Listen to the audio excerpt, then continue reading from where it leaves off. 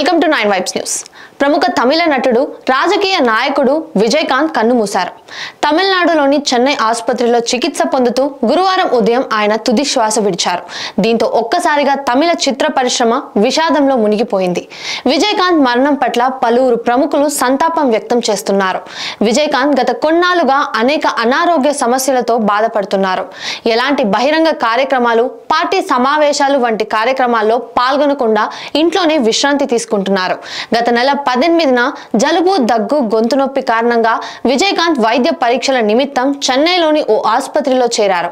ఆయనకు జలుబు, దగ్గు ఎక్కువగా ఉండడంతో పరీక్షించిన వైద్యులు కృత్రిమ శ్వాస అందించారు.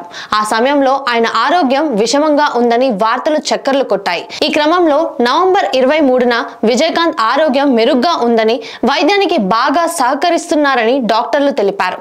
చికిత్స అనంతరం ఈ నెల 11న విజయకాంత్ ను డిశ్చార్జ్ చేశారు. ఇటీవలే డిఎండికే వర్కింగ్ కమిటీ సాధారణ సమావేశాల్లో కూడా విజయకాంత్ పాల్గొన్నట్లు తెలుస్తోంది.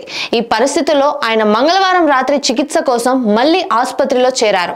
కరోనా సోకినట్లు డిఎండికే ప్రధాన కార్యాలయం గురువారం ఉదయం ప్రకటన విడుదల చేసింది. ఆ తర్వాత ఆయన మరణించినట్లు ప్రకటించింది.